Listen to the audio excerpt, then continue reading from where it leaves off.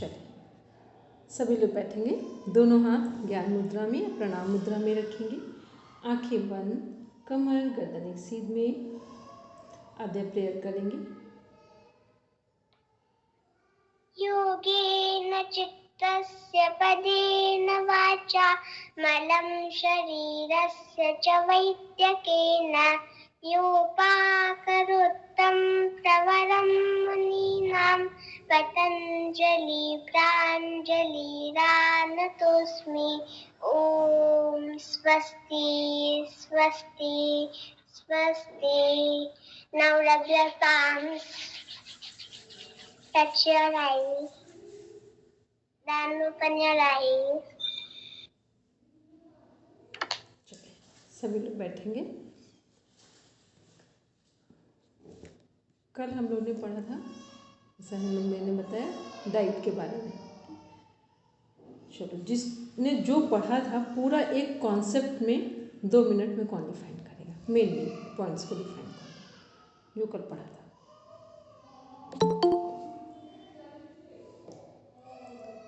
जिसको भी लग रहा हो पढ़ा था सभी ने कि नहीं पढ़ा था, सबने पढ़ा था। वो 2 मिनट के 1 मिनट में डिफाइन कर लो। जिसको जो भी कुछ याद रह गया हो वो बोलेंगे। 1 मिनट में कुछ लाइंस बोलनी है कि क्या पढ़ा था।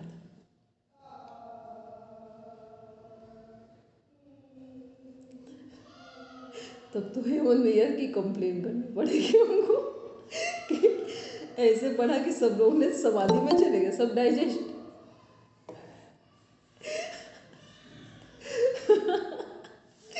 क्योंकि अगर कुछ नहीं कोई बता पा रहा तो इसे कहा जाएगा सब डाइजेस्ट हो गया है। ठीक, सब डाइजेस्ट हो गया तो इतना तो रहे कि कम से कम पेपर में तो डिफाइन हो जाए।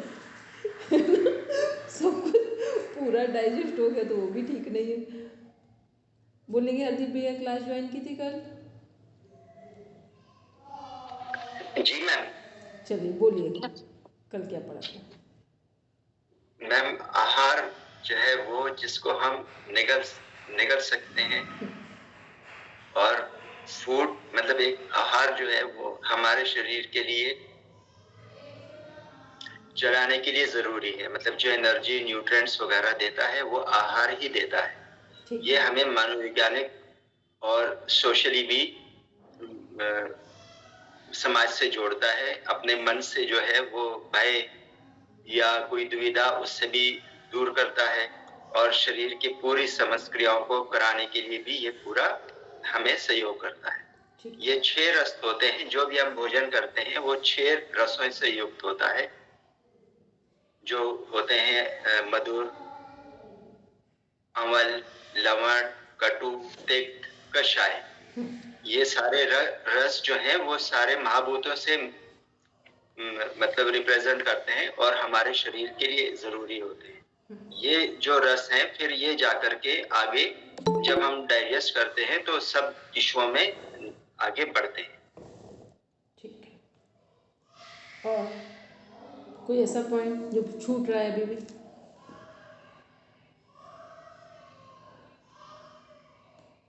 और न्यूट्रिशन का भी पढ़ा था। आहार मैम, आहार जो है वो माइक्रो न्यूट्रिएंट्स और मैक्रो न्यूट्रिएंट्स से बना होता है। मैक्रो न्यूट्रिएंट्स में है पहले तो माइक्रो और मैक्रो में अंतर क्या है? मैक्रो मैम जो हमारे शरीर को ज्यादा जरूरत पड़ती है, जैसे कि हमें ग्राम्स में हम कह सकते हैं, ग्राम्स में जिनकी जरूरत पड़ती है वो मैक्रो है। और मतलब और जो हमें सिर्फ मिलीग्राम या माइक्रो ग्राम में जरूरत पड़ती है, जैसे विटामिन, मिनरल्स, ये वो माइक्रो में आएंगे। और जो मैक्रो में है वो प्रोटीन है, कार्बोहाइड्रेट्स है और फैट्स है। राष्ट्रीय में हम बोलेंगे माइक्रो और मैक्रो में क्या होता है? माइक्रो और मैक्रो में ये है कि मैक्रो का हमें शरीर के लिए ज्यादा आवश्यकता होती है, जैसे कार्बोहाइड्रेट, कार्ब्स जिनको बोलते हैं, और प्रोटीन जो हमारे शरीर की मतलब मरम्मत करने आदि के लिए जरूरी है। फैट्स, लिपिड्स, उनके लिए वो भी अधिक मात्रा में हमें चाहिए, ऊर्जा का स्रोत है। तो ऐसे ही जो माइक्रो है वो खनिज लवण वो थोड़ी मात्रा में हमें चाहिए होते हैं, इसलिए उनको सूक्ष्म यानी मैक्रो माइक्रो बोला जाता है, मैक्रो नहीं माइक्रो। ठीक है, एक बार सीमा मैम डिफाइन करेंगे इसी बात को। ऐसे न्यूट्रिएंट्स जो हमारी बॉडी के लिए मेन सोर्स है, अब अधिक मात्रा में जरूरत है। कार्बोहाइड्रेट, प्रोटीन, फैट्स, ये सारे मैक्रो न्यूट्रिएंट्स हैं। और माइक्रो, जिनकी सूक्ष्म मात्रा हमारे शरीर के पोषण, वृद्धि, विकास के लिए जरूरी है, वो माइक्रो न्यूट्रिएंट्स हैं, जैसे मिनरल्स है और विटामिन्स हैं। ठीक है, अब आते हैं जो हमारा डाइट हमने देखा था, इनका अगर हम लोग रेफरेंस बुक उठाएं, सभी की बात करें, टोटल बोल रहे हैं, टोटल में सब आ गया, अब हम नाम नहीं लेंगे। कहाँ कहाँ आहार के बारे में चर्चा की गई है, कहाँ कहाँ डाइट के बारे में बताया गया, बोलेंगे दीप्ति। मैम एक तो 6.17 युक्ताहार विहारस्य और है 17.89 सत, रज और तम आहार के बारे में। ठीक है, और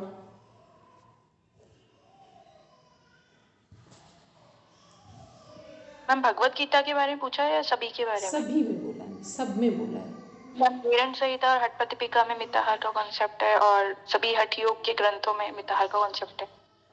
ठीक है, और क्योंकि 6 लेवल में अब ऐसा नहीं होगा कि हम कह दें कि ये नहीं पता, ये नहीं पता, ठीक, इसीलिए मैंने टोटल बोला, सभी की बात की। और अभी कहाँ कहाँ, और ध्यान से बोलो सभी लोग, याद सब याद करके बताओ, और कहाँ पर डिफाइन किया गया? आयुर्वेदिक में। Very good. और प्राकृतिक चिकित्सा वहाँ पे मैम उपनिषदों में, तैत्तरीय उपनिषद में अन्नमय कोश की जहाँ बात आ रही है। वेरी गुड, ठीक है, यही पूछना था कि सब में। और कहाँ है, जितना हमारा एनाटॉमी फिजियोलॉजी है, जिसमें डाइट वाला जो पार्ट है, यहाँ पर जो मॉडर्न डाइट के कंपोनेंट्स हैं, ठीक है।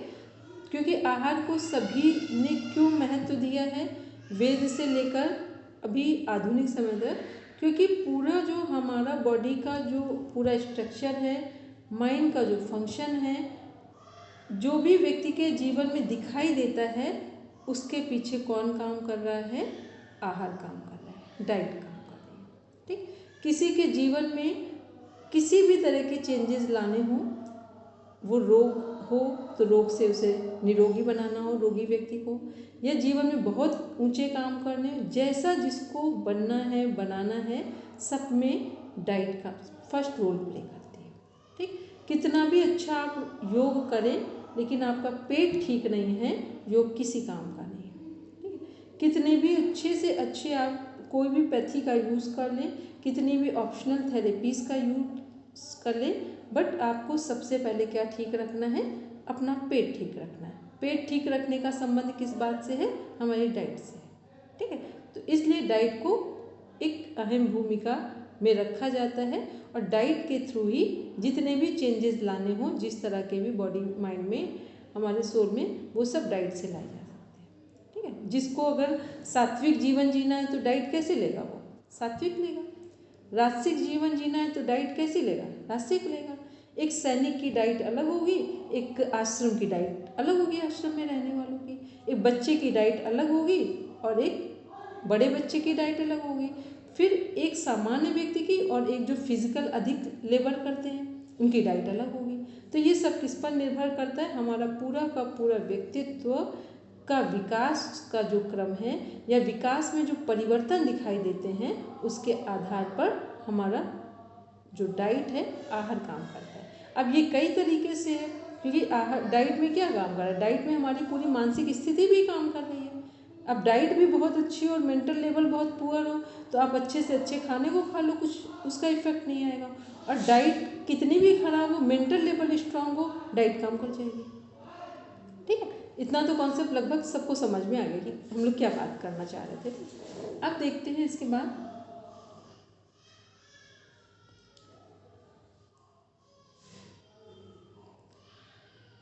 अच्छा, इस जो यूनिवर्स में अभी भी कौन कौन सी ऐसी चीज़ें हैं जो जिनको कह सकते हैं कि अभी वो प्योरिटी के फॉर्म में है? हम नारियल पानी, एक फर्स्ट, सेकंड,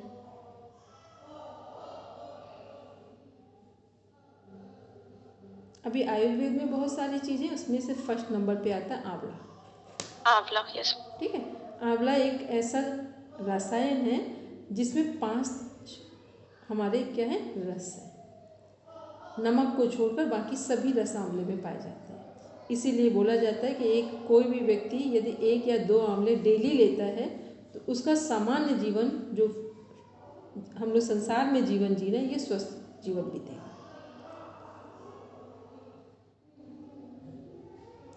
ये एक वो देख रहे हैं हम लोग, एक डाटा नहीं कहेंगे इसको, डायग्राम में दिखाया गया है, जो रेशियो दिखाया जा रहा है। ये किसके अकॉर्डिंग ये रेशियो बना हुआ है?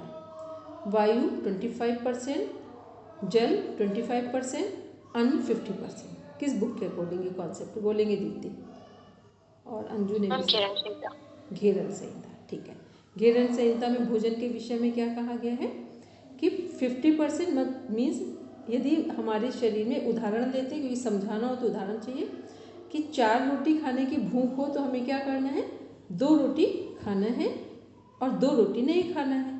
तो 2 रोटी का स्थान कौन कवर कर रहा है? एक का वायु के लिए और एक का जल के लिए। तो ये क्या है? ये घेरन संहिता का एक आइडियल कॉन्सेप्ट है। यदि हमें स्वस्थ रहना है, योग साधना करनी है, तो फिर हमें भोजन का रेशियो ये रखना पड़ेगा।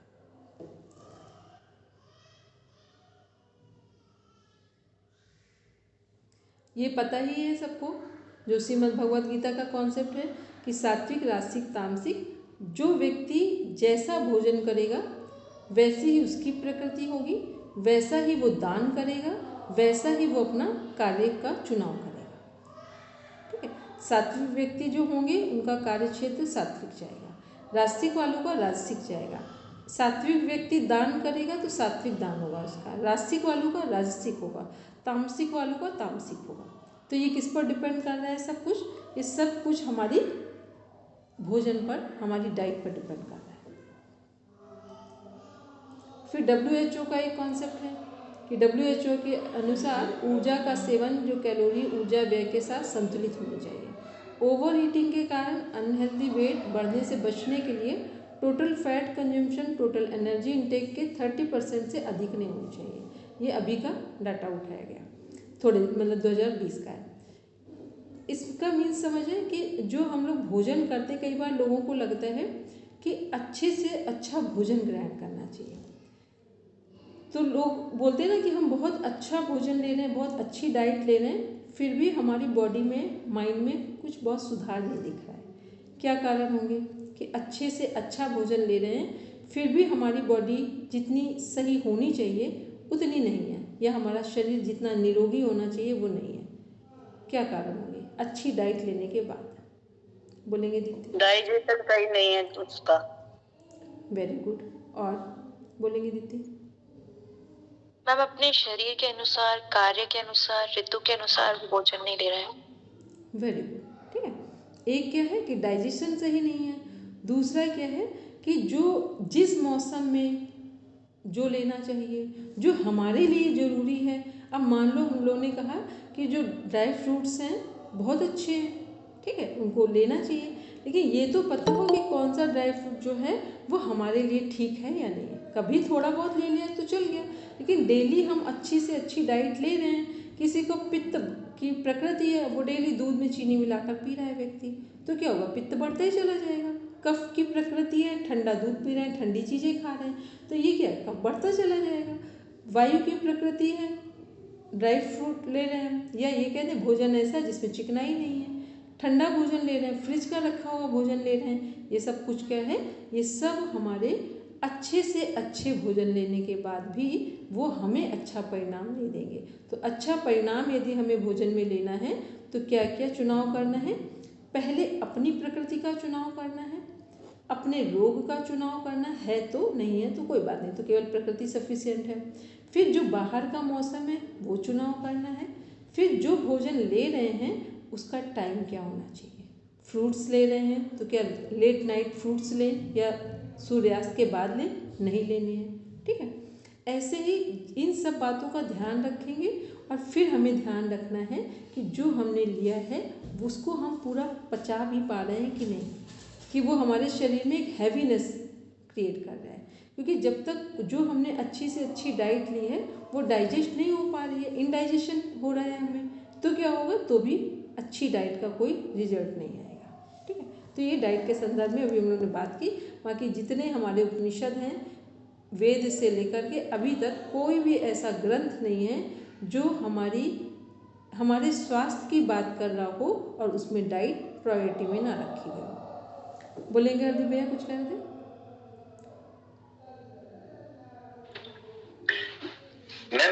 मैं कह रहे थे जैसे भोजन में ना, जैसे खास करके जो योग से है वो प्रत्याहार का अगर वो करेंगे तो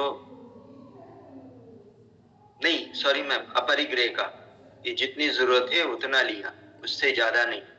क्योंकि मैम वो दो तरह से पाप का काम करता है, एक तो हमारी जरूरत नहीं है और हम ले रहे हैं, और दूसरी बात ये कि ये भोजन के ऊपर हमारा हक नहीं है, क्योंकि हमारी जितनी जरूरत है उससे जो बचा है वो किसी और का है, वो हम खा रहे हैं, तो हम एक साथ दो पाप करते हैं। एक बात। और मैम दूसरी बात जो वो समझ में आती है कि मैम वैसे तो शरीर कुछ नहीं बोलता है, पर कई चीजों में ना शरीर बोलता है, मतलब हम शरीर बोलता है और मन जो है वो चुप रहता है। शरीर बोलता है कि मत खाओ, मेरे को परेशानी हो जाएगी, मत खाओ, मेरा पेट भरा हुआ है, मैं और परेशान हो जाऊंगा, मत खाओ मत खाओ मत खाओ। वो हम फिर मन की सुनते हैं, नहीं खा अभी क्या है, सामने 56 भोग हैं, खा ले, कुछ नहीं होता है। तो मैम यहाँ पर भी हम योग को प्रयोग कर सकते हैं। बिल्कुल एकदम सही बात है। अच्छा, सभी को पता होना चाहिए, खाने से उतने लोग बीमार नहीं हुए हैं, सॉरी, ना खाने से उतने लोग बीमार नहीं हुए हैं, या रोग उतना नहीं बढ़ता है जितना ओवर ईटिंग करने से बढ़ता है। ठीक है, नहीं खाएंगे तो हमारा शरीर सुरक्षित रह जाएगा।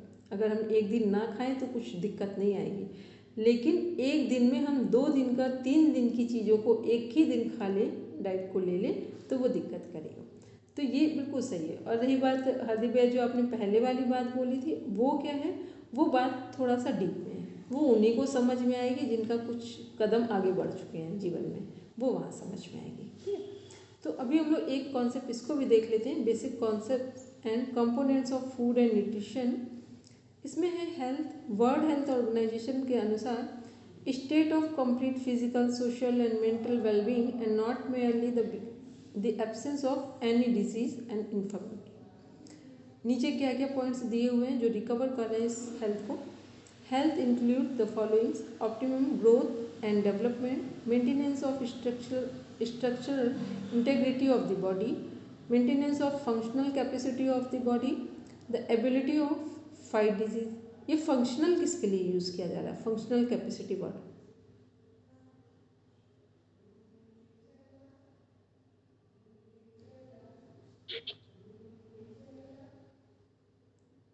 सभी को मेरी बात समझ? हाँ, बोलेंगे दीप्ति? मैम पचाने की क्षमता, फिजिकल हेल्थ के लिए।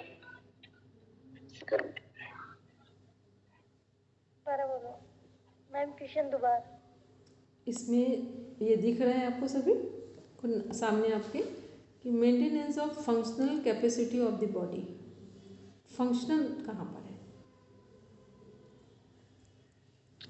हमारी बॉडी के कार्य जो है, बॉडी के कार्य हो गए, मीन्स जितने हमारे सिस्टम हैं सबके फंक्शन, पूरी बॉडी के सिस्टम। ठीक है, तो पूरी बॉडी के सिस्टम में जो फंक्शनल एक्टिविटीज़ आती है वो ब्रेन में आती है, मोटर फंक्शन। ठीक है, तो टोटल में बात करेंगे तो सभी सिस्टम कनेक्ट हो रहे हैं उससे, तो ये वहाँ फंक्शनल कैपेसिटी की बात हो रही है, जो बॉडी का ही एक पार्ट है, नर्वस सिस्टम, और वो सभी से कनेक्ट है, पूरी बॉडी के सभी सिस्टम से। फिर the ability of fight disease. Fight disease का मीन्स हो गया रोगों से लड़ने की क्षमता, जिसे हम लोग इम्यूनिटी की बात बोलते हैं, इम्यून सिस्टम की बात करते हैं, इम्यूनिटी की बात करते हैं। फिर हमारा फूड, ये सारी चीज़ें हो गई हैं आपकी कल। सोशियो कल्चरल फंक्शन, ये वाला एक बार पॉइंट देखेंगे, जो हमारा पहले हम लोग ने देखा ऊपर से कि फूड में क्या क्या फूड से संबंधित, कहाँ कहाँ किस तरह का फूड ले रहे हैं, और वो फूड कैसे हमारे शरीर को स्ट्रॉन्ग करने में, बॉडी को स्ट्रॉन्ग करने में सपोर्ट कर रहा है। उसी में है एक है साइकोलॉजिकल फंक्शन क्या हो सकते हैं हमारे, फिर सोशियो कल्चरल फंक्शंस क्या हो सकते हैं। जब हम लोग साइकोलॉजिकल की बात कर रहे हैं तो ये किसके लिए बात की जा रही है, बोलते हैं ना कि घर के खाने और बाहर के खाने में क्या अंतर है। तो घर के खाने में क्या है, यहाँ पर इमोशंस भी है, तो जो खाना परोसा जा रहा है उसकी भी ऊर्जा खाने वाले के पास पहुँच रही है। और जब यही हम भोजन बाहर करके आते हैं तो बाहर भोजन बहुत सुंदर दिखता है, बहुत ढंग से परोसा जाता है, वहाँ पर कौन सा एक पार्ट नहीं है जब हम अच्छे से अच्छा भोजन बाहर करके आ रहे हैं, कौन सा एक पार्ट है जो नहीं है प्रॉपर वहाँ पर, बोलेंगे हरदीप? मैं वो प्रॉफिट बेनिफिट से बनाया है, और जो बंदा बना रहा है ना उसका बस मंशा ये है कि ये खाए और मेरे को इससे प्रॉफिट होना है, उससे उसको कोई मतलब नहीं कि इसका कुछ शरीर को बेनिफिट हो या ना।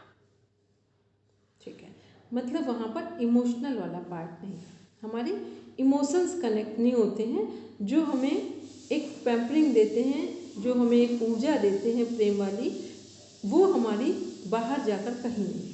क्योंकि बाहर इन सब पर कोई नहीं बात करता है कि जो भोजन बस वो कितना अच्छा होना चाहिए। जैसे आपने बताया भी हरदीप भैया ने कि बस हमारा अगर कहीं हम लोग शादी पार्टी में गए हैं तो वहाँ पे भी उन्हें रुपए ही मिले, तो भोजन दिखने में बहुत सुंदर हो, स्वाद में भी हो, लेकिन स्वास्थ्य की वहाँ पर बात नहीं होती। तो जो घर में हम लोग भोजन खाते हैं या जहाँ कहीं भी जो लोग प्रेम से भोजन खिलाते हैं, वहाँ स्वाद के साथ स्वास्थ्य भी उसके अंदर इंक्लूड होता है। फिर हम लोग बात करें सोशियो कल्चरल जो फंक्शन है, यहाँ पर देख रहे हैं ये क्या है, we know how important food is in our social and cultural life, we serve refreshment at meeting and seminars और to visitors to create a relaxed atmosphere for an exchange of ideas. In most of our festivals and celebrations, we have lunch and dinner with family and friends, which binds us together.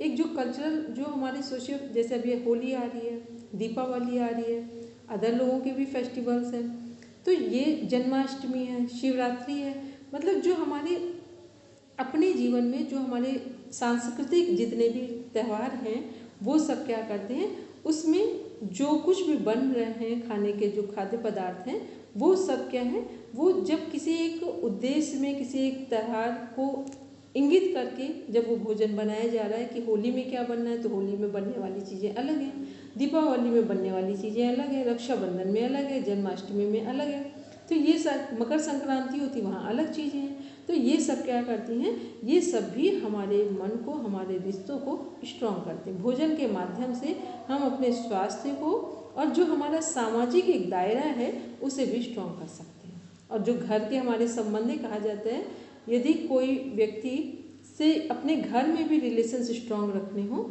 तो भोजन बहुत प्रेम से बनाया गया हो तो भोजन एक बहुत बड़ा रोल प्ले करता है।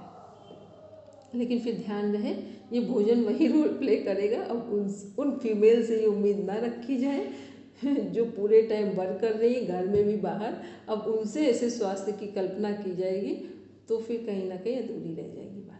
ठीक है, ये भी ध्यान में रखते चलेंगे, नहीं तो क्या होगा कि फिर हम लोग जब बात करते हैं ना तो एक पक्ष हमारा स्ट्रांग हो जाता है, दूसरा फिर उसमें से एक इनकम्प्लीट रह जाता है। तो ये उनके लिए बात नहीं हो रही। अब ये कि संडे का दिन है, छुट्टी का दिन है, फीमेल है, वो बहुत सॉफ्ट कॉर्नर हार्ट है उनका, तो वहाँ पर वो कर तो सब देंगी, लेकिन फिर भी जब रेस्टिंग मोड में होंगी तो वो बहुत अच्छा करेंगे। लेकिन वर्किंग टाइम में कहें और या पूरे टाइम वर्किंग में हैं, फिर घर भी देख रहे बाहर भी देख रहे, तो इम्पॉसिबल। फिर फूड हैबिट्स को देख लेते हैं। Food habits are affected by food production and supply. Some important factors of food habits भी हमारी एक मेजर पार्ट है हमारे प्रोडक्शन पर सप्लाई में। तो इसमें क्या है, रीजनल एंड कम्युनिटी वेरिएशंस हो सकते हैं, पर्सनल फैक्टर्स भी हो सकते हैं, अदर फैक्टर्स भी हो सकते हैं, education, work, travelling, media etcetera.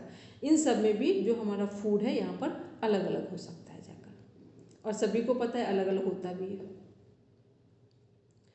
फिर देखते हैं, अब आते हैं न्यूट्रिशन, पोषण की बात करते हैं। पोषण में जो ये वाली लाइन है, प्रमुख पर्यावरणीय स्थितियों में से एक है। क्योंकि अगर हमारे जीन्स यह तय करते हैं कि हमें लंबा होना चाहिए, तो हमारा न्यूट्रिशन यह तय करता है कि हम उतने लंबे हो पाएंगे या नहीं।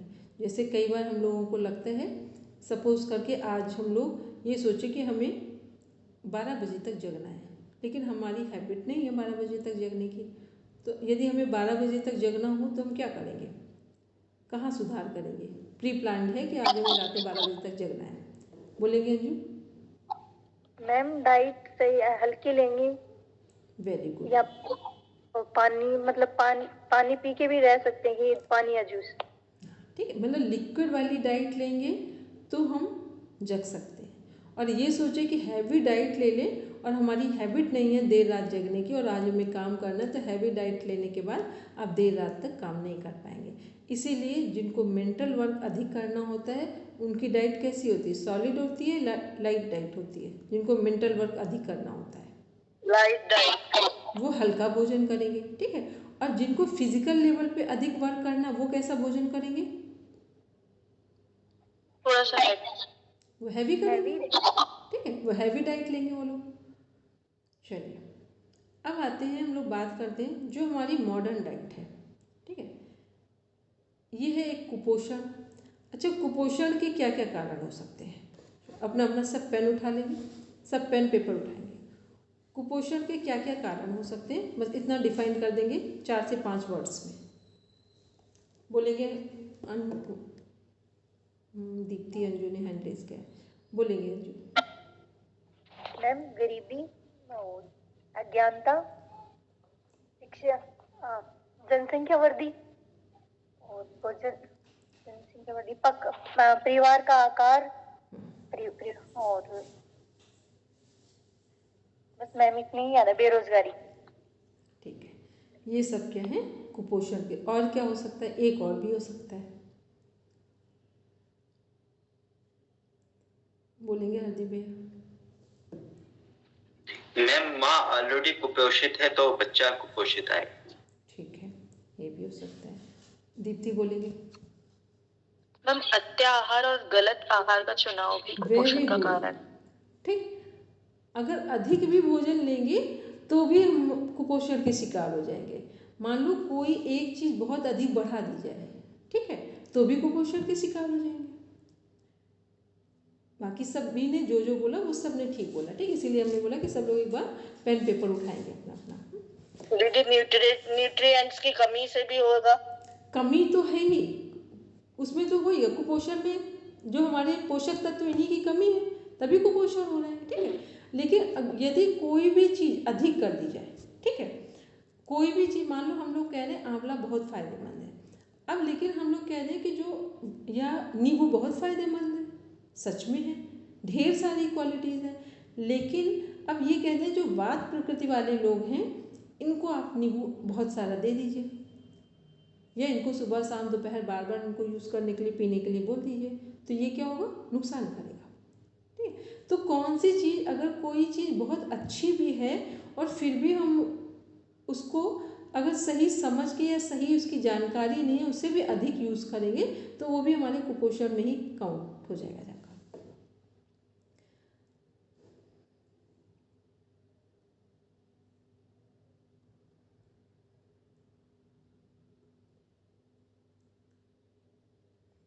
अब देखते हैं कार्बोहाइड्रेट, माइक्रो और मैक्रो की हम लोग, ये जो अभी हम लोग ने जब स्टार्ट की थी क्लास तभी पूछ लिया था कि जो हमारा स्थूल पोषक तत्व क्या है, मैक्रोन्यूट्रिएंट्स की बात की थी, माइक्रो में सूक्ष्म है। ठीक है, तो स्थूल में जो हमारी बात हम लोग बात कर रहे थे वो क्या थे? Carbohydrates, fat and protein are called macronutrients because the body requires them in relatively large amounts, many grams daily.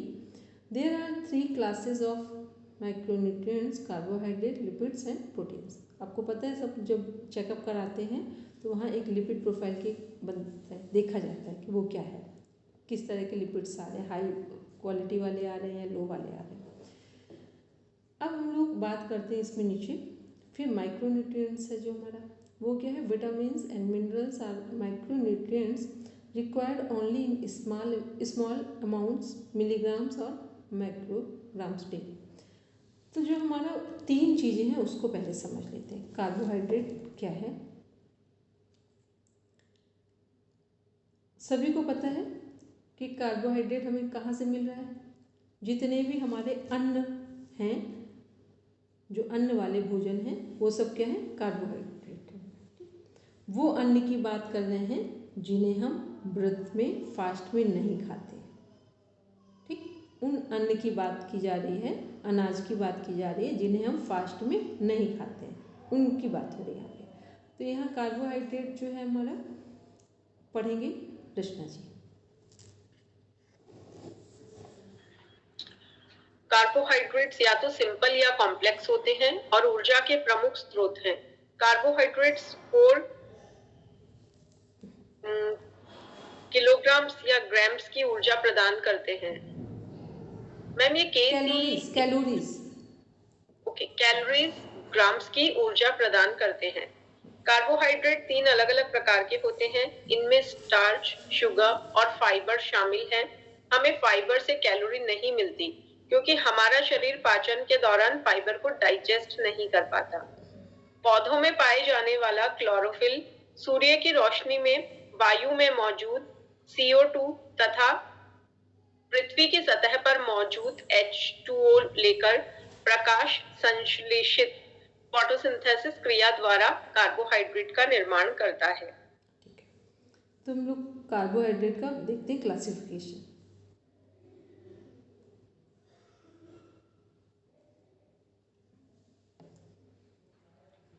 Monosaccharides ये कार्बोहाइड्रेट के सबसे सरल रूप हैं, जिनमें सिंपल शुगर मॉलिक्यूल्स होते हैं। ग्लूकोज समस्त कार्बोहाइड्रेट पदार्थ के पाचन के पश्चात ग्लूकोज के रूप में ही शरीर में शोषित होती है। फ्रुक्टोज यह ठोस, रवेदार, स्वाद में मीठा और पानी में घुलनशील है। यह फलों के रस में पाया जाता है। गैलेक्टोज यह शरीर में पाचन प्रक्रिया के दौरान उत्पन्न होता है।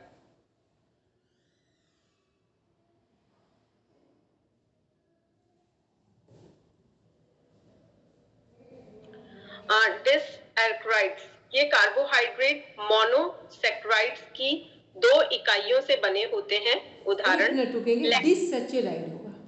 ठीक है, ओके, सैचुरेटेड डाइट बोलते हैं ना, वो है यहाँ। ओके ओके, तो मैम वो डाई या डी आएगा? डिसैचुराइड्स। हाँ, वो डी आ रहा है, ना के लिए आ रहा है, तो डाई बोलेंगे। ओके ओके, डाई भी बोले, डी भी, दोनों चल जाएगा। ठीक है, वो दोनों ही बोलते हैं। लैक्टोज यह शर्करा दूध में पाई जाती है, इसलिए इसे दुग्ध शर्करा भी कहते हैं। सुक्रोज इसे गन्ने की शर्करा कहते हैं। माल्टोज यह विशेषकर अंकुर निकले अनाजों में पाई जाती है। ठीक है, इसको अब एक बार ऊपर से देखते हैं। हम लोग ने देखा है, ये किसका क्लासिफिकेशन देख रहे हैं? कार्बोहाइड्रेट का। सबसे अधिक हम लोग क्या लेते हैं? कार्बोहाइड्रेट लेते हैं। ठीक, फिर कार्बोहाइड्रेट, प्रोटीन और फैट, 3 चीज़ें ले रहे हैं। उसमें भी कई बार प्रोटीन कम हो जाता है, कार्बोहाइड्रेट सबसे अधिक जाता है आपकी बॉडी में। तो इस जैसे मान लो हम लोग बात करें कि रोटी, दाल, चावल, सब्जी, तो सब्जी की मात्रा कम हो सकती है, उसमें ऑयल कम जा सकता है। ठीक है, कम यूज़ किया जा सकता है। फिर कई बार होता है दाल भी कम हो जाए, लेकिन रोटी, चावल ये नॉर्मल है भोजन में। ठीक है, रोटी और चावल नॉर्मल है भोजन में, इनमें दोनों में से कोई ना कोई चीज़ का होना आवश्यक। तो प्रोटीन तो दालों में हो गया, इसमें तो हुआ मिला नहीं। और फिर जो हमारी सब्जी है, ऑयल उसी में पड़ा रहा है, तो हम लोग चाहें तो ऑयल को कम भी कर सकते हैं। तो कार्बोहाइड्रेट क्या है? ये प्रॉपर हम लोग ले रहे हैं। फिर उसके बाद दूसरे नंबर पे क्या आता है? प्रोटीन आता है। थर्ड पे फैट आता है, क्योंकि फैट को कंट्रोल में लाना थोड़ा हम लोगों के लिए ईजी है, लेकिन कार्बोहाइड्रेट, प्रोटीन को कंट्रोल में लाना उतना ईजी नहीं है जितना फैट का। तो इसमें हम लोग देख रहे हैं कि जो हमारा फर्स्ट हम लोग ने देखा, जो मोनोसैचुराइड्स की बात कर रहे हैं, कि ये क्या है? ये सबसे सरल है, सिंपल शुगर मॉलिक्यूल्स होते हैं इसमें से। सिंपल का मतलब जैसे हम लोग रोटी खा रहे हैं, ठीक, उसमें भी हमें ग्लूकोज मिल रहा है, शुगर मिल रही है, लेकिन हम लोग क्या सोचते हैं? रोटी को, चावल को, इन सबको हटा देते हैं। हमें क्या लगता है? जो मीठा हम लोग डायरेक्ट ले रहे हैं, वो चीनी के फॉर्म में, गुड़ के फॉर्म में, वहाँ हम लोग मीठा समझ रहे हैं। तो इसलिए लोगों को क्या समझ में आता है कि हम इतना मीठा लेते ही नहीं। बोलते हैं ना लोग, हम थोड़ी सी बस चीनी डालते हैं चाय में, कई बार तो बोलेंगे हम चीनी लेते ही नहीं हैं, ठीक है। तो उन्हें ये पता ही नहीं है कि चीनी नहीं ले रहे हैं तो भी उसमें हमें कार्बोहाइड्रेट प्रॉपर मिल रहा है। जितने भी डायबिटिक पेशेंट होते हैं डॉक्टर उन्हें क्या मना करते हैं, चीनी नहीं लेना है। और क्या मना कर देंगे, इसमें जो पढ़ाने वाली चीज़ें वो यही है जो अब बोल रहे हैं। और क्या मना करेंगे, फ्रूट्स नहीं लेना, ठीक। Doctor Khadir Ali food scientist हैं इंडिया से, ठीक है। Doctor Khadir Ali food scientist हैं। जितने मिलेट्स का पूरी दुनिया में जो प्रचार किया है वो डॉक्टर खादिर अली की देन है, ठीक है। एक बहुत बड़ा रोल प्ले किया उन्होंने। केवल मिलेट्स के थ्रू कोई भी व्यक्ति अपने आप को ठीक कर सकता है। 5 टाइप्स ऑफ मिलेट्स हैं, उनमें इस तरह का उनका सब मतलब वो बनाए गए हैं और नेचुरल है क्योंकि ज़मीन से उगाए गए, ऑर्गेनिक भी है थोड़ा उसमें से, क्योंकि उसमें पानी की मात्रा कम होती है। तो वो क्या है, उनका कहना है कि एक व्यक्ति जब केवल एक बार भोजन करता है, 2 रोटी दाल चावल सब्जी ये भोजन करता है, उसे कितना ग्लूकोज मिलता है, 80 से 90 ग्राम।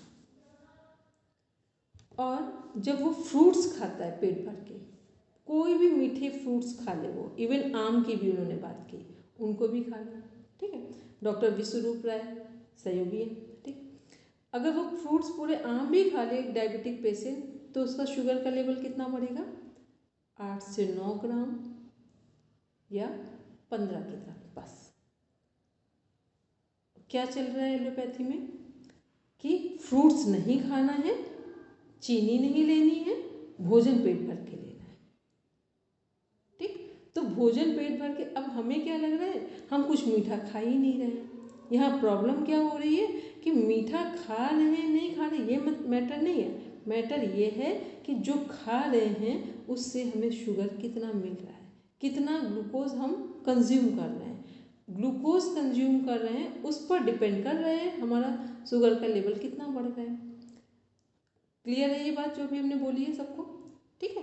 तो इसीलिए जब भी कोई शरीर में रोग हो, इवन डायबिटिक पेशेंट भी हो, तो वो आराम से open heart open mind fruits को ले सकते हैं। कहीं फ्रूट्स खाने में कोई दिक्कत नहीं, इवन जब वो खाएं तो अपना चेक भी कर ले थोड़ी देर के बाद, क्योंकि जब वो चेक करेंगे, और हाँ ये ध्यान रहे कुछ भी खाने के जस्ट बाद कभी भी शुगर चेक ना करें, थोड़ी देर के बाद करें, कम से कम 1 से 1.5 घंटे के बाद, ठीक है। बोलेंगे पढ़ने में कुछ कह रहे हैं दी, इसका एक लाइव एग्जांपल मैं अपने फादर इन लॉ का बताऊंगी। वो करीब 30 इयर्स से ज्यादा हो गए हैं, डायबिटिक है, और करीब 20 साल से वो इंसुलिन भी ले रहे हैं। तो एक समर्स में उन्होंने मॉर्निंग में ब्रेकफास्ट में सिर्फ मैंगो शेक लिया, जिसमें सिर्फ आम और दूध, उसमें कोई चीनी नहीं मिलाई, कुछ नहीं, और सिर्फ यही लिया ब्रेकफास्ट में, मतलब उसके साथ में कोई उन्होंने रोटी वगैरह ऐड नहीं की। तो पूरी गर्मी उन्होंने सिर्फ ब्रेकफास्ट में मैंगो शेक लिया और उनकी शुगर कंट्रोल्ड रही, मतलब कोई उनको ऐसा नहीं हुआ कि शुगर बढ़ी या कुछ हुआ। तो ये एक लाइव एग्जांपल मेरे फैमिली में ये हुआ है कि फ्रूट लेने से, अगर फ्रूट के साथ में आप कोई रोटी अन्न कुछ ऐड करते हो तो फिर उसका इफेक्ट अलग होता है, लेकिन सिर्फ फ्रूट लेते हो तो वो आपकी बॉडी के लिए, ऐसा नहीं कि डायबिटिक पेशेंट है उन्हें आम नहीं खाना और पूरी गर्मी उन्होंने लिया जैसे ये, तो वो नुकसान नहीं करता। ये लाइव एग्जांपल मैंने शेयर करना है। बिल्कुल सही है, क्योंकि और लेकिन ये तो अपन हमें बताया पर उन्होंने उसको मेंटेन नहीं किया, है ना। हर व्यक्ति को पता होता है कि हमें फ़ायदा कहाँ से मिला, लेकिन पता नहीं हम लोगों की जीभ एक ऐसा यंत्र है हमारे शरीर में कि इसको एक दिशा देना, इसको नियंत्रण में रखना ये काम मुश्किल है, ठीक है। तो ये हमने इसीलिए बताया क्योंकि अभी हम लोग क्या, ये हम लोग के इसलिए नहीं है कि हम लोग ने ये सब पढ़ लिया, इसका मतलब है क्योंकि आप किसी को थेरेपी देंगे, खुद में हमें अगर कुछ प्रॉब्लम हो रही हो तो हमें क्या करना है, तो इस जब भी जितने भी हमारा जितना आयुर्वेद है, नेचुरोपैथी है या योग है, सब में क्या बोला जाता है कि जब भी हमारे शरीर में रोग उत्पन्न हो तो सबसे पहले अन्न वाला भोजन छोड़ें, क्योंकि अन्न वाला भोजन जो है वो हमारे शरीर की एनर्जी का सबसे अधिक भाग केवल पचाने में लगा देता है, और जब वो नहीं पचा पाता है, इनडाइजेशन की प्रॉब्लम होती है, तो उसमें ढेर सारी प्रॉब्लम हम लोगों को गिफ्ट में मिल जाती है। तो हमें क्या समझ में आता है कि हम कॉस्ट फैक्टर पे हम लोग काम नहीं करेंगे, काम कहाँ कर रहे हैं, एक डॉक्टर से दूसरे को रिफ़र कर लेंगे जाके, तीसरे को चले जाएंगे। फिर आप कोई भी व्यक्ति डॉक्टर के पास जा रहा हो, ये नहीं कह सकता कि रोग ठीक हुआ है। आप हर 2 साल के बाद एक वहाँ से ऐड हो जाएगा जाकर। तो ये हमें समझना है कि डॉक्टर के यहाँ जाते जाते हम ठीक हो रहे हैं या बीमार हो रहे हैं। ये कॉन्सेप्ट जिस दिन हम लोग के माइंड में समझ में आएगा, उस दिन हम अपनी डाइट को एज अ मेडिसिन यूज़ करेंगे। क्योंकि डाइट क्या है, एज अ मेडिसिन यूज़ करने वाली चीज़ है। डाइट वो नहीं है कि जब हम बीमार हो लोगों को सब कुछ खाएंगे तो ठीक है। अगर कोई व्यक्ति फल खाता हुआ देख ले तो बार बार वो पूछता है कि बीमार हो, मतलब फल खा रहे हैं तो बीमार उसको दिख रहे हैं, और पूरे भोजन को कर रहे हैं तो उसे लगता है स्वस्थ है। मतलब स्वास्थ्य की पहचान किससे लोग रखते ना, भोजन रखते जाते प्लेट में, नहीं नहीं खाओ, फिर पूछ लें कुछ दिक्कत है क्या पेट में, मतलब अगर दिक्कत नहीं है तो लेते जाओ और दिक्कत है तो नहीं लेना है। तो ये हमारे ही लोगों का तो वीक पॉइंट है कि हम कैसे स्वास्थ्य को देख रहे हैं। स्वास्थ्य को हम भोजन अधिक लेकर देख रहे हैं, या भोजन नियमित लेकर देख रहे हैं, या भोजन को स्किप करना भी जानते हैं। और नहीं जानते हैं तो फिर हमारा फिर स्वास्थ्य से तो दूर दूर कोई नाता नहीं है। स्वास्थ्य से जिसको भी नाता रखना है या स्वस्थ रहना है तो सबसे पहले भोजन को एज अ मेडिसिन यूज़ करना पड़ेगा। और मान लो हमें कुछ भी नहीं आता है, हम लोग नहीं कर सकते हैं इतनी चीज़ें, तो एक काम तो कर सकते हैं कि आज हमने अभी हैवी भोजन लिया है तो कम से कम शाम वाला भोजन स्किप कर दें। इतना तो कि शाम वाले में फिर पानी पी लेंगे, कुछ लिक्विड में ले लेंगे, लेकिन शाम का भोजन नहीं करेंगे। अब इसमें तो कोई मेहनत नहीं है कि मान लो हमें लग रहा है कि हमें कोई चीज़ स्वादिष्ट लग रही है, या परिस्थिति जन्य मना स्थिति जन्य किसी भी कारण से हमें अधिक लेना पड़े। कई बार तो बहुत भूख लगी होती है तो ऐसा लगता है जल्दी से चीज़ें खा लो, या स्वादिष्ट लग रही है तो वो सब भी कर लो, तो कम से कम एक बार का भोजन स्किप कर दो। अगर इतना भी नहीं पता है तो फिर कुछ नहीं हो सकता है। फिर तो वही है, फिर डॉक्टर के आराम से जाओ, भगवान जी के मंदिर में चाहे जाए ना जाए डॉक्टर के यहाँ खड़े हो जाता है। ठीक है, तो ये हम लोग क्या देख रहे हैं कि इसीलिए जो हमारा फ्रुक्टोज का जो ग्लूकोज है, किसका ग्लूकोज, फ्रुक्टोज का, वो हमारे लिए यूजफुल है। ऐसे ही हमारा जो शुगर केन का जो गन्ने का रस है, गन्ने का रस हम लोग डायरेक्ट लेते हैं, बहुत फ़ायदा करता है। ठीक, फिर उसका जो गुड़ बनता है वो भी फ़ायदा करता है। लेकिन जैसे ही उसको चीनी में कन्वर्ट किया जाएगा, चीनी में क्या पड़ रहा है, जो हम लोग पटाखे जलाते हैं दीपावली में, जो क्रैकर्स यूज़ करते हैं, उसमें जो पाउडर पड़ता है वो ही चीनी को रिफाइन करने में पड़ता है। तो अब ये समझिए कि जिसको हम लोग जला रहे हैं, वातावरण को वो खराब कर रहे हैं वो पटाखे, तो वो उसको हम डायरेक्ट पेट के अंदर रख रहे हैं, तो वो कैसा लगेगा, वो हमारे लिए क्या फ़ायदा देगा। तो चीनी जो लोग अधिक यूज़ करते हैं उनका क्या बढ़ता है, पित्त बढ़ता है। ठीक, पित्त बढ़ेगा, पित्त का मतलब है पेट की समस्या बढ़ेगी, पेट की समस्या में सभी समस्याएं कनेक्ट हो जाएंगी जाकर हमारी। तो ये क्या है, तो इसमें जो हम लोग भी इसमें देखेंगे मोनोसेचुराइड्स की बात हो रही है, तो ये हमारे फैट को बता रहा है, अब वो सॉरी ग्लूकोज के लेवल को बता रहा है। तो ग्लूकोज में पहला हम लोग ने देखा कि ग्लूकोज कैसे कार्बोहाइड्रेट के पाचन के पश्चात ग्लूकोज के रूप में ही शरीर में पोषित होता है। ये ग्लूकोज इकट्ठा कहाँ होगा, हमारे लिवर में जाके, फिर जितना ज़रूरत पड़ेगी ग्लाइकोजन से ग्लूकोज में फिर कन्वर्ट हो जाएगा जाकर। फिर फ्रुक्टोज क्या है, और दूसरा क्या है, जितने हमारे फल हैं ये हमें तुरंत एनर्जी देते हैं, और जूस उससे भी फास्ट एनर्जी देते हैं। जूस क्यों एनर्जी देते हैं, जूस और फ्रूट्स में क्या अंतर है, जब हम लोग जूस लेते हैं तो वो काम करता है जैसे इंजेक्शन काम करते हैं, फ्रूट्स कैसे काम करते हैं, जैसे टैबलेट्स और कैप्सूल काम करते हैं, फ्रूट्स वैसे काम करते हैं। दोनों में फ़र्क क्या है, जूस तत्काल एनर्जी दे रहा है हमको, ग्लूकोज का लेवल बढ़ा रहा है, फ्रूट्स में तत्काल एनर्जी नहीं दे रहे हैं, लेकिन वो क्या कर रहे हैं, वो हमारी बड़ी आंत को मजबूत कर रहा है।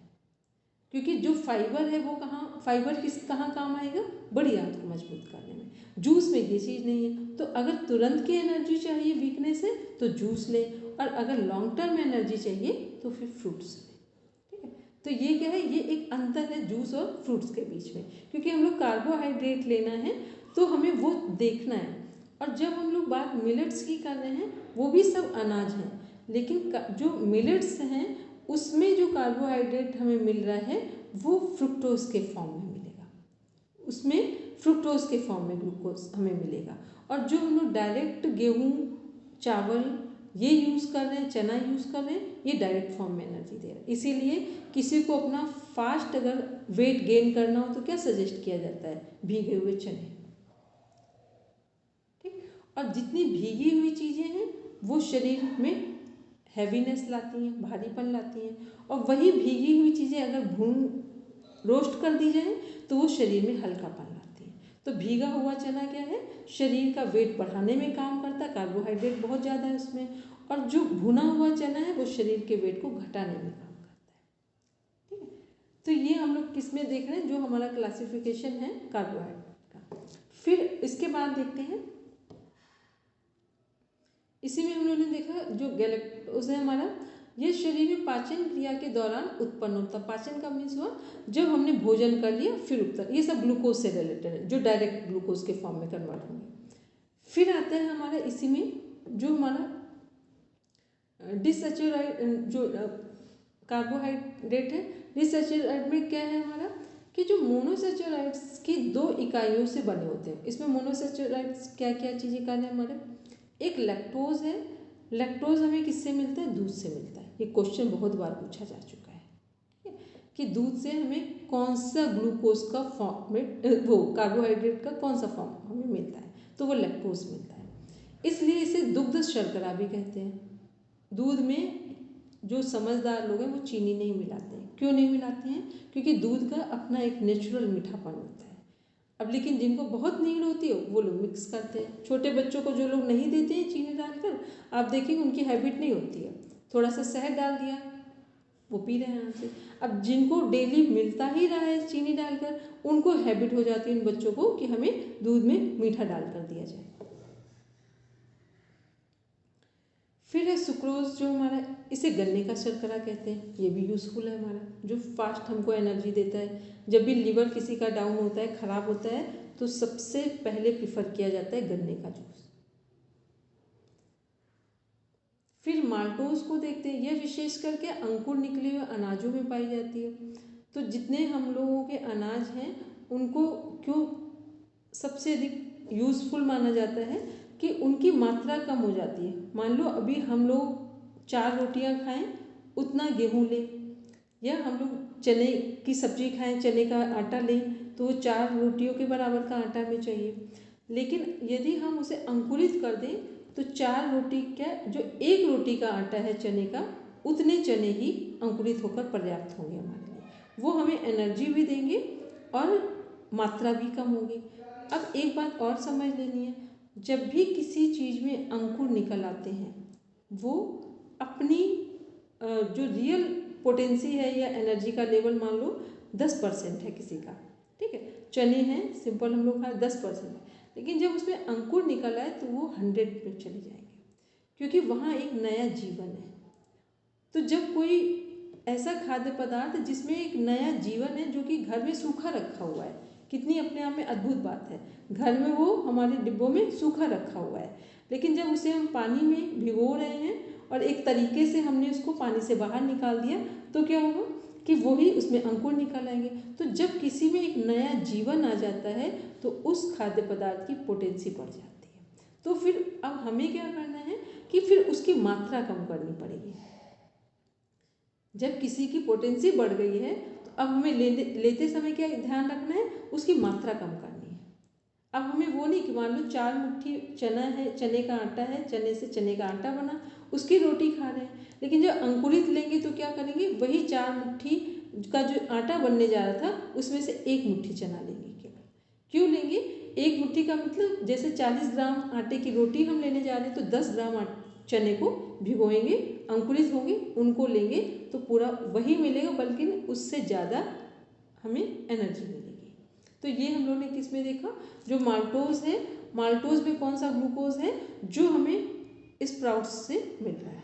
तो बस इतना ध्यान, इसमें कुछ जो खास चीज़ें हैं वो सुक्रोज गन्ने वाला ध्यान रखना है, माल्टोज ध्यान रखना है, और जो हम लोगों ने फ्रुक्टोज देखा था उसको ध्यान में रखना है, क्योंकि फ्रुक्टोज क्या है, वो हमारी एनर्जी को प्रॉपर तरीके से कंज्यूम कराने में सपोर्ट करता है। फिर देखते हैं इसमें पॉलीसेचुराइड्स में क्या क्या चीज़ें आ रही हैं हमारी। ये कॉम्प्लेक्स शुगर्स हैं, ये यहाँ पर प्रॉब्लमेटिक कंडीशन में है। मोनोसेचुराइड्स ऊपर देखा, अब पॉलीसेचुराइड्स में क्या है, जिनमें मोनोसेचुराइड्स अणुओं की कई इकाइयाँ होती हैं। उदाहरण के लिए जो हमारा ग्लाइकोजन है, सभी को पता ग्लूकोज और ग्लाइकोजन क्या है। जब ग्लूकोज इकट्ठा होगा लिवर में जाकर तो ग्लाइकोजन के फॉर्मेट में आएगा, फिर ग्लाइकोजन से फिर ग्लूकोज में कन्वर्ट होगा जब बॉडी को नीड होगी। सपोज करके जैसे अभी हम लोग बहुत आराम से हैं, कुछ पता नहीं चल रहा है, जीना चढ़कर ऊपर गए, थक रहे हैं, तो उतनी देर में कौन सा ग्लूकोज काम करेगा, जो लिवर में हमारे कलेक्ट है, वो ग्लाइकोजन ग्लूकोज में कन्वर्ट हो जाएगा जाकर। इसीलिए जब कोई व्यक्ति बहुत थक रहा होता है तो उसे तत्काल क्या दिया जाता है, बाहर से कोई मीठी चीज़ दी जाती है, क्योंकि जैसे ही मीठा आप उसको देंगे ग्लूकोज का लेवल मेंटेन होना शुरू हो जाएगा। और जब किसी के शरीर में सोडियम की कमी होगी तो बाहर से क्या देंगे, नमक देंगे। इसीलिए ग्लूकोज और सोडियम की कमी को एक साथ पूरा करने के लिए क्या दिया जाता है, नींबू, नमक, चीनी का घोल दिया जाता है, जिसमें हमारे ब्रेन की भी एनर्जी को मेंटेन किया जा रहा है और बॉडी की भी एनर्जी को। तो ब्रेन और बॉडी की जब दोनों एनर्जी को एक साथ रिकवर किया जाता है तो फिर नींबू, नमक, नींबू चीनी का मतलब मिश्री से है, और हमारा जो नमक हो गया, इन तीनों को एक साथ मिक्स करेंगे। फिर देख रहे हैं इसी में हम लोग जो ग्लाइकोजन है, इसे पशु स्टार्च, एनिमल स्टार्च भी कहते हैं, क्योंकि ये पशुओं के कृत में जमा होता है। तो ग्लाइकोजन में अभी हम लोग दूध वगैरह भी इसमें भी कनेक्ट होगा जाकर। फिर इसमें आते हैं सेलुलोज में, यह केवल पौधों में पाया जाता है तथा मनुष्यों में इसका पाचन नहीं होता है। क्या है, पौधों में पाया जाता है, मनुष्यों में इसका पाचन नहीं होता है। एनिमल वाले में जो हमारे जितना बोलते हैं ना, प्रोटीन में बहुत सारी चीज़ें लेनी होती हैं, तो एक होता है प्रोटीन कैसे ले रहे होते हैं, एक नेचुरल फॉर्म में है, एक जो हमारा नॉनवेज वाले फॉर्म में है। फिर इसमें देखते हैं आगे, इसको आपका PDF हेमंत भैया ने शायद भेज भी दिया है, तो उसको प्रॉपर देख लेंगे। इसमें पढ़ने में बड़ा लग रहा है, जब लिखेंगे, नोट बनाएंगे तो केवल टू द पॉइंट लिखेंगे। फिर है पेक्टिन, जो है हमारा पेक्टिन क्या है, पके हुए फल में उपस्थित होता है।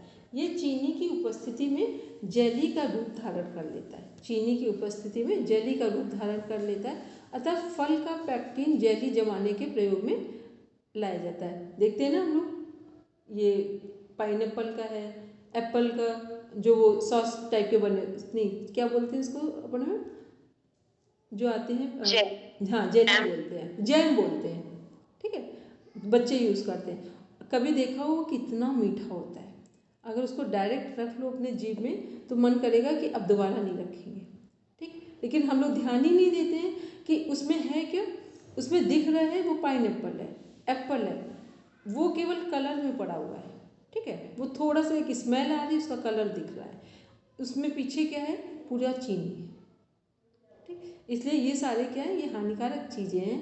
इससे तो अच्छा फिर शहद ही दे दो तो वो ज़्यादा अच्छा है, कम से कम वो ओरिजिनल फॉर्मेट में अगर मिल रहा है तो, अदरवाइज नहीं। फिर डेली रिक्वायरमेंट क्या है, हमारी दैनिक आवश्यकताएं क्या है कार्बोहाइड्रेट्स में। Carbohydrate intake should be in the range of 30 to 50 gram, 300 to 500 gram, 50% to 70% out of the total energy intake for adults and 40 to 60% for children। इसका अर्थ हुआ कि जो एक स्वस्थ व्यक्ति है, एक ठीक ठाक जो लोग हैं, उन्हें कितना का हमें चाहिए, 50 to 70% चाहिए, ठीक। 50 to 70 की बात हो रही है। और क्या कह रहे हैं, इनटेक शुड बी, रेंज कितना होना चाहिए, 300 से 500 ग्राम होना चाहिए। 300 से 500 ग्राम किसके लिए हो रही है, जो अन्न वाली डाइट की बात हो रही है यहाँ पे, ठीक। लेकिन ये अभी यहाँ पर ऐसा लग रहा है एलोपैथी डिस्कस हो रहा है, ठीक है, ये अभी कुछ पॉइंट पे वो सामान्य बात चल रही है। फिर देख रहे हैं इसमें नीचे सोर्सेज देख रहे हैं इसके, अभी इसको ये पढ़ा ले पूरा, फिर हम एक आइडियल जो डाइट है, नीचे इसमें कुछ दिया हुआ है उसके साथ कनेक्ट करेंगे, ठीक है, कि आइडियल डाइट कैसी होनी चाहिए। फिर सोर्सेज में देख रहे हैं हम लोग, कार्बोहाइड्रेट की प्राप्ति में समस्त स्रोत वनस्पति जगत में ही विद्यमान है। ये विभिन्न अनाजों, फलों, सब्जियों तथा अन्य भोज्य पदार्थों में विद्यमान रहता है। अनाजों में मुख्य रूप से गेहूँ, चावल, मक्का, ज्वार, बाजरा, चना आदि में कार्बोहाइड्रेट प्रचुर मात्रा में पाया जाता है। खजूर, अंगूर, केला, किशमिश, मुनक्का, सूखी खुबानी तथा अंजीर जैसे फल भी कार्बोहाइड्रेट के अच्छे स्रोत हैं। अब देखो, वो भी वहाँ पे भी मिल रहा है, यहाँ पे भी मिल रहा है कार्बोहाइड्रेट। अनाजों एवं फलों के अतिरिक्त कुछ अन्य पदार्थों में भी कार्बोहाइड्रेट पर्याप्त मात्रा में पाया जाता है। इस प्रकार के भोज्य पदार्थ हैं गुड़, शहद, अखरोट, शीरा, शकरकंद। अरारोट तो नहीं हो सकता क्योंकि अरारोट तो कोई मतलब नहीं है यहाँ पर, ठीक है।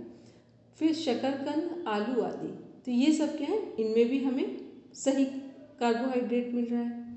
वैसे न्यूनाधिक मात्रा में कार्बोहाइड्रेट प्रायः सभी भोज्य पदार्थों में विद्यमान रहता है।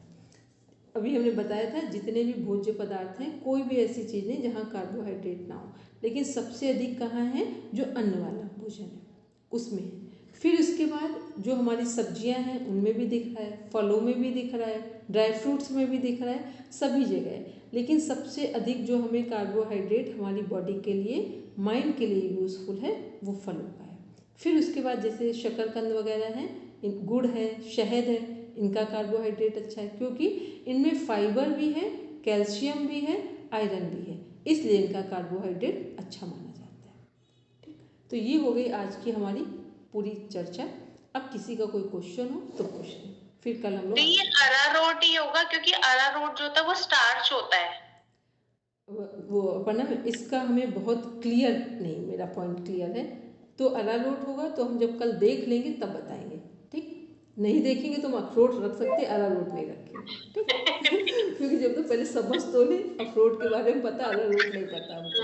बस ये पता है कि वो दूध वगैरह जो होता है बाहर मिलता है उसमें वो डालते हैं अरारोट, इतना तो हमें पता है। आप लोगों के यहाँ का क्या है नहीं पता, पर यहाँ हम लोगों के यहाँ जो बाहर दूध मिलता है पीने वाला, जो गर्म होता है कढ़ाई वगैरह में, उसमें वो लोग मिक्स कर देते हैं अरारोट, ठीक। जो लस्सी वगैरह होती है वहाँ पर मिक्स करते हैं, ठीक। अब बाकी सबका क्या है वो हमें नहीं पता, इतना आइडिया। फिर अनाज में देख रहे हैं, अनाज में 60 to 79% वो ग्राम देख रहे हैं। अगर ले रहे हैं तो दालों में 56 to 60 है, कंदमूल किस में कितना हमें कार्बोहाइड्रेट मिल रहा है ग्राम में, वो देख रहे हैं हम लोग। फिर नट्स और तेल में देख रहे हैं, वो 10 to 25 है। शक्कर में देखिए शक्कर में कितना बढ़िया कार्बोहाइड्रेट है, पूरा 100% है, ठीक। इसीलिए आराम से शक्कर खाने में हम लोग सोचते हैं कि बस 1 चम्मच खाइए। फिर साबूदाना 87 है, इसीलिए व्रत में साबूदाना खाने को मना किया जाता है, ठीक। जितना सही तरीके से जो लोग फास्ट रहते हैं, आयुर्वेद में साबूदाना को वर्जित माना जाता है फास्ट में, ठीक। क्योंकि फास्ट में क्या नहीं लेना है, हमें कार्बोहाइड्रेट नहीं लेना है। कार्बोहाइड्रेट, प्रोटीन और फैट से फास्ट में बचने के लिए कहा जाता है, इसीलिए व्रत रखते हैं। और हम सब लोग क्या करते हैं कि जिस दिन व्रत होता है उस दिन इनका सबसे अधिक यूज़ कर लेते हैं। फिर हमें लगता है कि व्रत रहते तो बीमार पड़ जाते, तो ऐसा लगता है भगवान जी का ये वाला जो व्रत है ये सूट नहीं किया। अब भगवान जी का वहाँ क्या लेना देना था, कुछ भी नहीं था, ठीक। सूट नहीं किया जो हम डाइट ले रहे थे। तो ये पूरा क्या है, गुड़ में 95 है, लेकिन ये गुड़ में है क्या, इसका हार्मफुल नहीं है। तो गुड़ में एक चीज़ सभी ने थोड़ा सा गुड़ खाने की बात की जाती है, ठीक। गुड़ कभी ऐसा नहीं कहा जा रहा है कि कोई हमें पूरा जो उसके पीसेज हैं वो हमें लेना है। तो ये क्या है, थोड़े से की बात की, और थोड़े में क्या है कि कोई भी नुकसान नहीं होगा, ठीक। अब किसी का कोई क्वेश्चन हो, पहले हम टाइम देख लें जरा एक बार। टाइम ज़्यादा हो गया है क्या, 1 सेकंड, मेरे इसमें टाइम गलत हो गया, चलिए हृदय से क्षमा चाहेंगे। सब शांति पाठ के लिए बैठेंगे आराम से, ठीक है। 5 मिनट वैसे लेट थे तो हमने पूरा कर दिया। चलिए सब शांति पाठ के लिए बैठेंगे।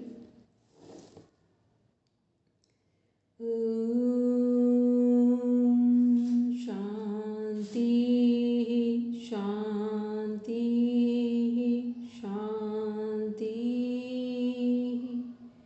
सर्वारिष्ठसु शांतिर्भवतु। Now release your palm, touch your eyes, then open your eyes. Actually मेरी घड़ी में 8 बज रहा है, ठीक है, और हम इसी को ध्यान में रखते हैं, ठीक है। चलिए, सबको शुभ रात्रि।